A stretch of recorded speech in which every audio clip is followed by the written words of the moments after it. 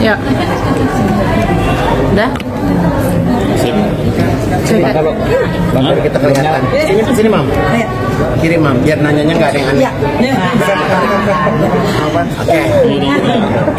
Oke, pemirsa, selamat sore semuanya. Hari ini saya bersama dengan teman-teman dari Lovepink.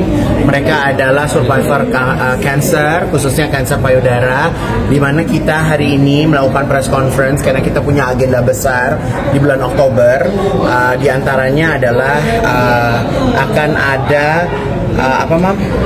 Pink Walk, ya. Pink Walk dan Pink Soiree. Ya.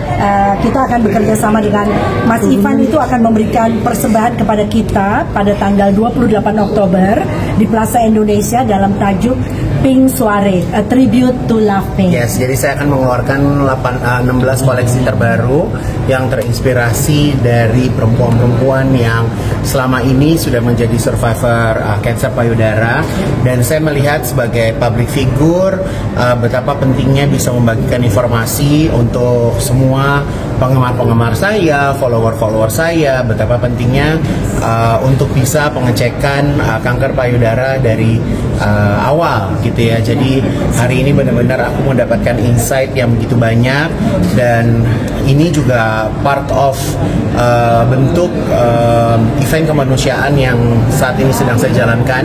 Jadi menjaga kerabat, keluarga, sahabat dari kanker payudara ini merupakan juga sebuah aksi kemanusiaan. Jadi untuk yang sedang menyaksikan tayangan ini, mungkin di luar sana ada sahabat-sahabat kita yang saat ini masih berjuang, sedang berjuang. Semoga insya Allah diberikan kesabaran, diberikan kekuatan, dan diberikan mujizat sama Allah. Karena di sebelah kiri kanan saya ini adalah mereka yang survive dari kanker payudara.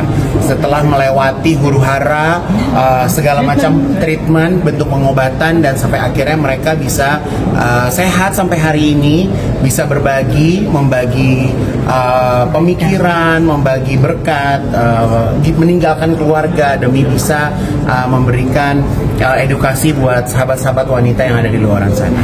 Dan kalau di luar sana ada yang memang sedang terdiagnosa dan butuh komunitas, ya, bisa ke IG-nya Lovepink, yaitu Lovepink Indonesia. Silakan bisa DM. Kami mempunyai komunitas ada di 11 kota, dan itu bisa kami sama-sama memberikan support moral kepada para pasien yang baru atau yang mereka baru saja melakukan treatment. Karena kayak kemo, operasi, radiasi tidak mudah. Jika bertemu dengan kita atau didukung oleh sesama survivors dan warriors, akan beda rasanya. Ya.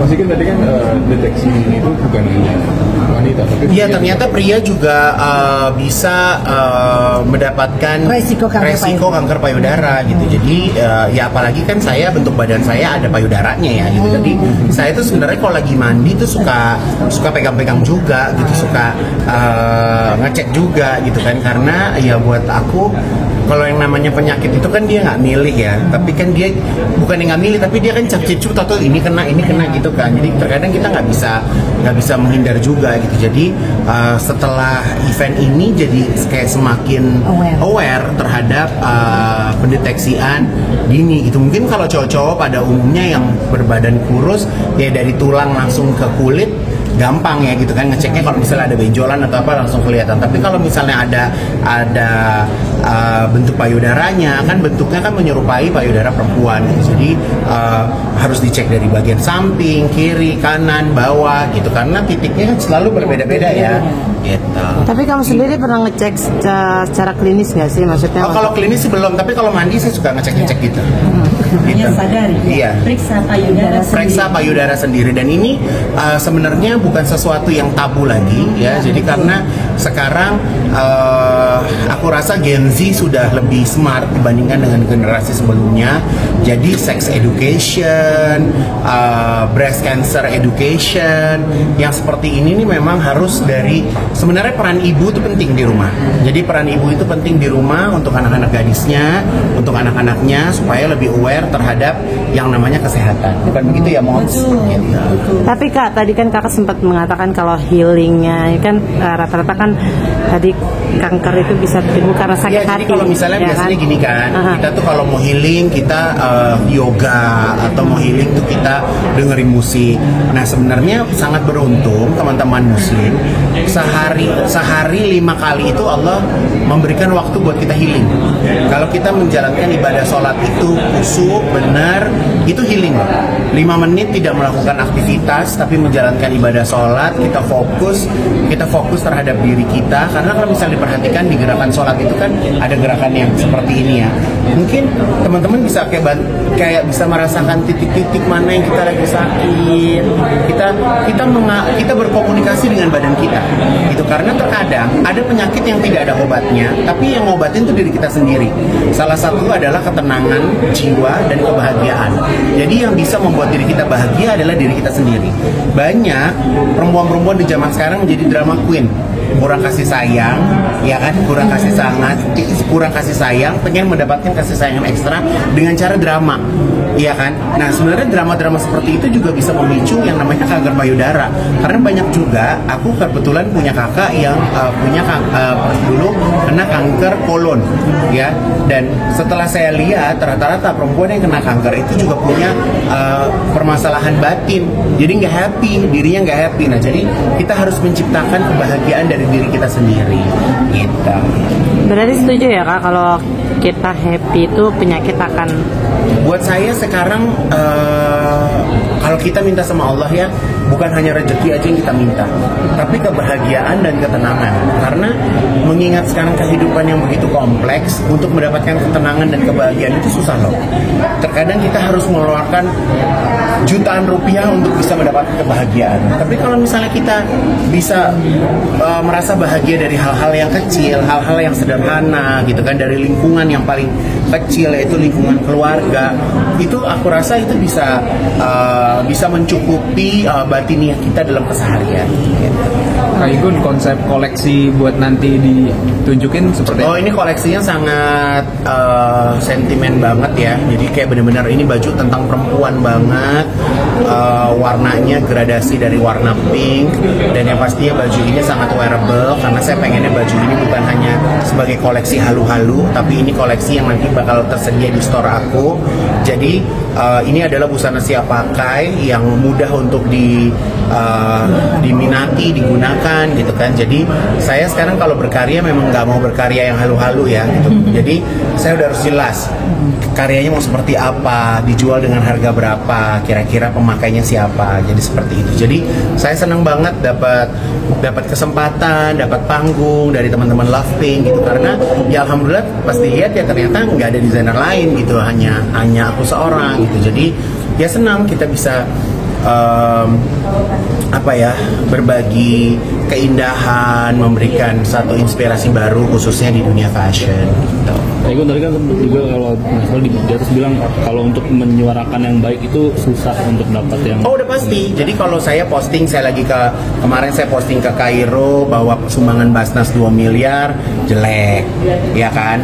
Tapi kalau ngebahas nenek-nenek nagih 250 juta rame gitu kan. Jadi itu memang udah hukum alam gitu. Tapi saya kebetulan nggak nyari uang dari sosial media gitu. Jadi saya kalau menyuarakan kebaikan, ya saya posting aja. Jadi makanya yang saya bilang, walaupun mungkin postingan saya tidak menarik, tapi saya yakin dari 1-2 orang ada yang nyangkut, ada yang membutuhkan edukasi, ada yang memang suka gitu, pasti ada aja sih gitu. Walaupun aku yakin berita hari ini nggak menarik, ya kan, berita hari ini yang namanya berita informasi itu nggak ada yang pernah menarik. Tapi seperti Love Pink, saya pun nggak akan berhenti sampai di sini untuk bisa menyuarakan kebaikan buat sesama. Tapi Kak Igun kemarin salah satu bentuk Kak Igun juga itu memakai jas Palestina, salah satu event juga maksudnya memakai jas Palestina, maksudnya kan di salah satu event itu karena juga. memang itu kan masuk dalam agenda kehidupan saya tahun ini ya gitu, bahwa saya tahun ini memang berada di bidang kemanusiaan gitu. Jadi banyak agenda-agenda kemanusiaan yang memang saya lakukan. Jadi makanya agenda Love Pink ini masuk dalam agenda kemanusiaan yang saya buat gitu. Karena buat saya dalam hidup kalau kita cuma cari cuan, rasanya nggak dapet gitu. Kita butuh, hidup itu harus balance menurut aku. Jadi ada kalanya kita harus cari cuan, ada kalanya kita juga mengembalikan talenta yang kita punya kita bagi lagi buat teman-teman yang memang perlu gitu. Jadi kayak berkarya itu juga harus balance, nggak selamanya berkarya itu kita harus cari untung seperti itu.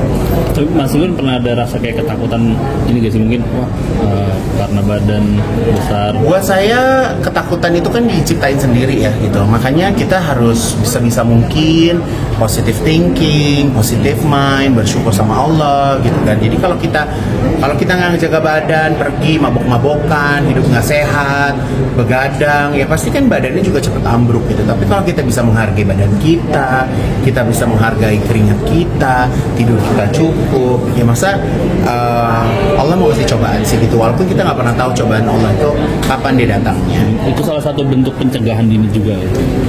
Buat aku sebenarnya penyakit ini nggak bisa dicegah ya. Ya memang ini adalah part of takdir dari Allah gitu ya. Tapi ya kita selalu kan berdoa supaya Allah tuh kasih kita takdir yang bagus-bagus, takdir yang baik-baik.